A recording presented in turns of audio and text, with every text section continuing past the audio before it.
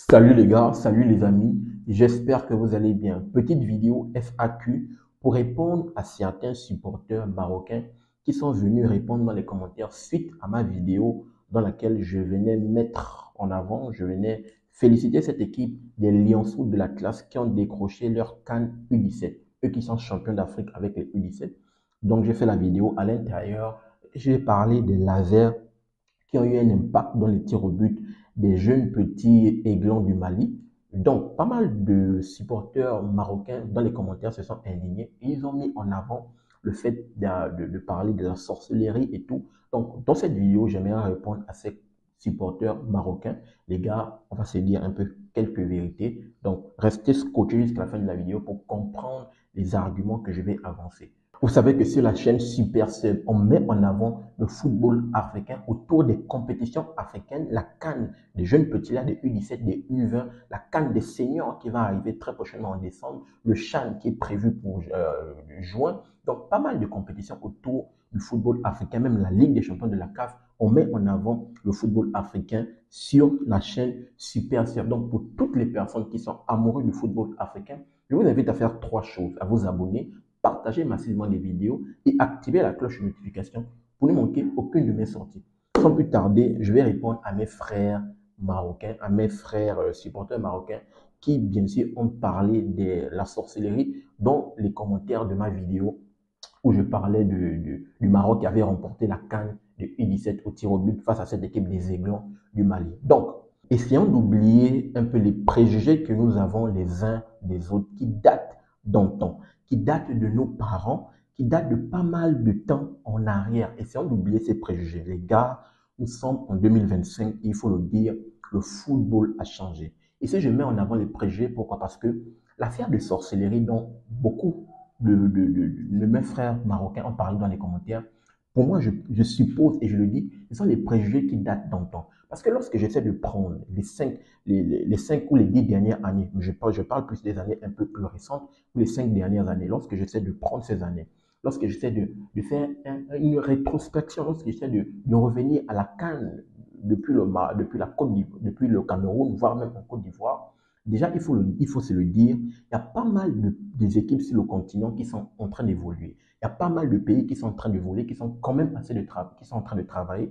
Et on le dit de façon claire, le football a changé. Il n'y a plus de petites équipes sur le continent. On a pu observer du côté du Cameroun, il y a beaucoup de nations qui sont sorties de l'eau. Je pense ici au Comores, je pense ici au Cap-Vert, je pense ici à la Guinée équatoriale. Il y a pas mal de petites nations qui sont vraiment en train de sortir de l'eau, qui sont en train d'être outsiders, qui montrent de belles choses. Du côté de la Côte d'Ivoire, on a pu observer également la belle chose, on a pu observer la Guinée qui a pu franchir ce plafond de verre, qui a quitté les huitièmes de finale, qui a pu arriver en quart de finale. On a pu observer la Guinée équatoriale qui a copieusement bastonné les champions du titre, la Côte d'Ivoire 4-0 en phase de poule. On a pu observer les Comores dans les éliminatoires de la Coupe du Monde qui ont été premiers. Malheureusement, ils se sont fait reprendre par cette équipe des Black Stars du Ghana. On a pu observer pas mal d'équipes, au moins sur le continent, qui montrent de belles choses. Donc, ne pensez pas que les autres ne travaillent pas, ne pensez pas, n'associez pas toujours les performances des autres toujours à de la sorcellerie. Non, il y a beaucoup de choses qui changent. Les préjugés que nous avons d'antan, les préjugés que nous avons avant avec nos parents lorsqu'on a pu observer. Non, ça, laissez ça pour les parents, ça c'était avant les gars, nous sommes aujourd'hui, nous sommes en 2025. On ne peut pas concevoir que, et même, je n'arrivais pas à croire que, mais les gars, on parle de la canne des petits, des jeunes petits de 17 ans. Mais comment une canne des jeunes petits de 17 ans, on en vient à parler de sorcellerie? La canne des gamins de 17 ans. Là, il y a la prochaine canne qui va se dérouler du côté de l'Égypte, la canne des U20. Là encore, on va parler de sorcellerie. Non, il y a beaucoup de choses qui sont en train de changer sur le continent, les gars. La sorcellerie sur le continent est complètement en train de changer. Et j'aimerais mettre également un accent parce que j'ai eu à parler, j'ai eu à répondre dans les commentaires lorsque j'ai parlé des us et coutumes. Ne confondez pas les us aux coutumes et vous allez l'associer à de la sorcellerie. Ce n'est pas la même chose. Il faut faire très attention. Il faut l'observer. Dans pas mal de pays africains, on a nos us et nos coutumes. Il y a pas mal de pays africains qui essaient de se réapproprier leur culture parce qu'à un moment donné, ils se sont un peu plus occidentalisés. Donc, beaucoup de pays essaient de se réapproprier leur culture. Donc, ne faites pas de distinction entre les us et coutumes, donc c'est-à-dire les traditions avant des matchs. Déjà même vous-même, nos frères marocains, lorsque vous marquez des buts, qu'est-ce que vous faites? Pour certains, ils se mettent au sol, ils remercient le Seigneur, ils mettent la tête au sol.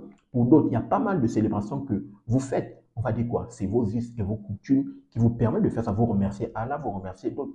Pour d'autres, pour d'autres pays, ça peut permettre autre chose. Tu mets les pieds au sol, un peu comme Messi, tu lèves la tête en l'air, les mains, tu remercies ton Dieu. Ou bien, il y a pas mal de choses. Ou bien, avant un match, il y a des traditions qui peuvent se faire.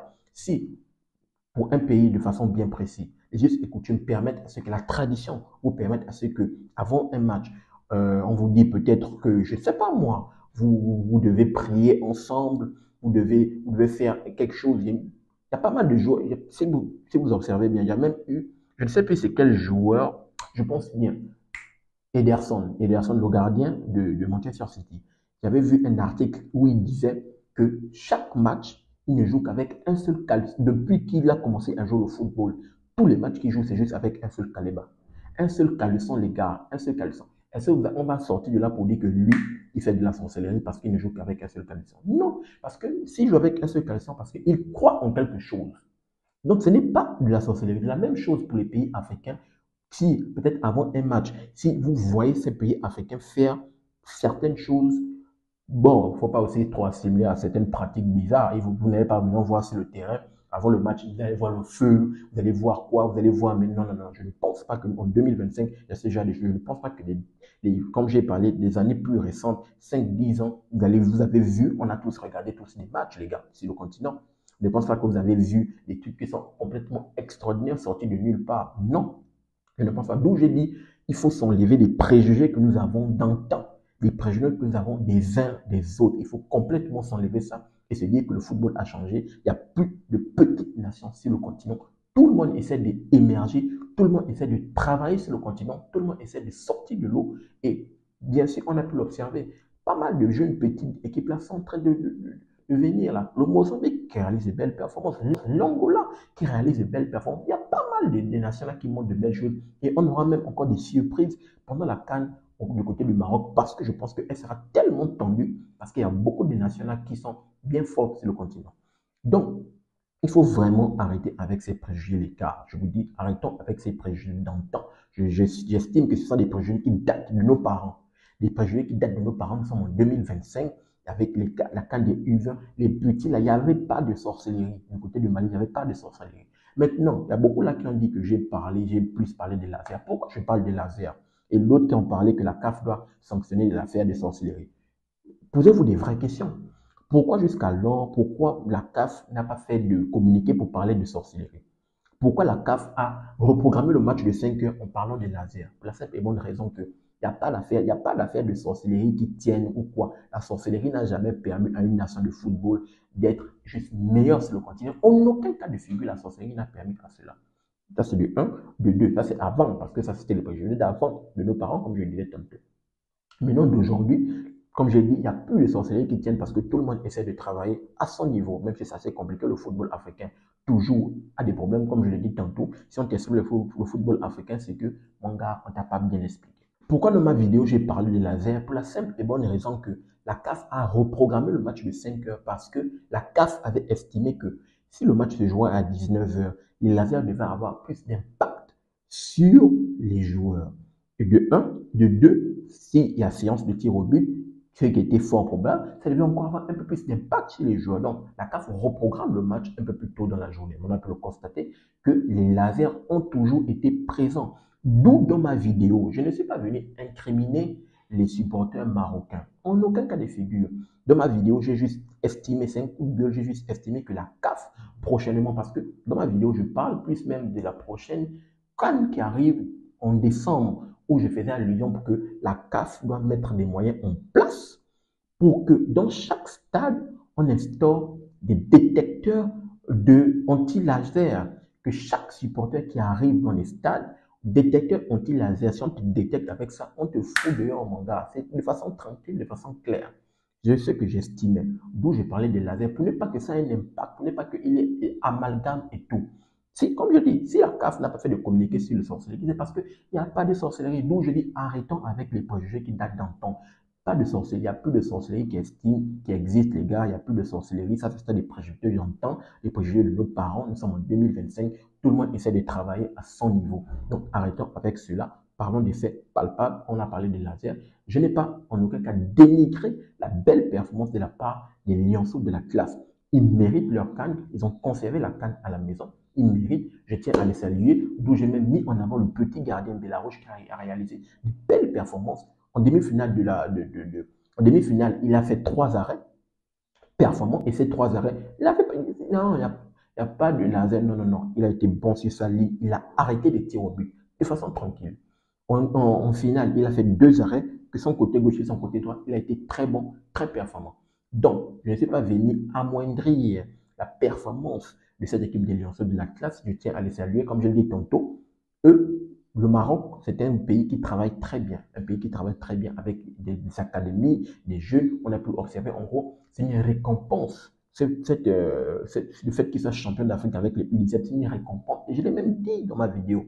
Ils ont pour ambition de vraiment être leader sur le continent. Donc, c'est une belle récompense pour eux. Donc, je ne viens pas amoindrir, mais je viens vraiment pour qu'on arrête avec ces préjugés-là. Que dans le temps, s'il a fait des sorcelleries, il y a peu de sorcelleries qui tiennent. Nous sommes en 2025, les gars. Le football a changé pas mal de compétitions. Donc, ne confondons pas les us et coutumes avec le fait qu'il y a il n'y a pas de sorcellerie. Chaque pays a ses us et coutumes. On essaie de se réapproprier nos coutumes parce qu'il y a pas mal de pays qui se sont occidentalisés. Il faut revenir aux sources, bien sûr, parce que ça permet à ce que c'est ce qui fait la base de chaque pays. Vous les Marocains, vous avez également vos us et vos coutumes. Il n'y a pas de sorcellerie qui tienne. Mais les lasers, ce n'est pas une question de sorcellerie, c'est un fait. Certains pays, le Sénégal également a eu, je vais à certains matchs où les supporters sénégalais ont eu à mettre des lasers. Là, ce n'est pas une affaire de sorcellerie. Pas mal de pays utilisent les lasers pour venir interrompre. J'ai dit que ça, c'est les éliminatoires de la Coupe du Monde ou certains matchs amicaux. La CAF ne pourra pas de moyen d'aller dans chaque pays et de mettre les détecteurs d'anti-laser dans chaque stade. Non, j'ai parlé de la plus grande fête sur le continent, de la CAN. Donc, je sensibilisais plus pour la CAN qui arrive très prochainement en décembre pour dire que là, la CAF doit statuer dans chaque stade vu que le Maroc a construit des stades flambant neufs. La CAF a des moyens et doit mettre des moyens en place pour mettre des détecteurs anti-laser pour éviter ces problèmes d'amalgame ou pour éviter à ceux qui se retrouvent sans doute à reprogrammer certains matchs, ce qui va bousculer sans doute le calendrier. Donc, voici ce que je voulais avancer dans cette vidéo. J'aimerais vous entendre dans les commentaires, mes frères supporters marocains. J'espère que vous avez au moins compris qu'on doit arrêter avec ces préjugés. Et nous sommes en 2025, le football a changé. Et arrêtons de confondre les us aux coutumes parce que pas mal de pays essaient de se réapproprier ces coutumes parce qu'à un moment donné, on était un peu plus occidentalisé. Donc, c'est ce que j'allais avancer dans ma vidéo. J'aimerais vous entendre dans les commentaires et rassurez-vous, je vais vous lire. On va discuter en toute synergie dans la paix et l'amour de notre football africain qu'on aime et qu'on adore. N'oubliez pas de vous abonner, de liker, mais surtout activer la cloche de notification pour ne manquer aucune de mes sorties. Peace. À très bientôt les gars.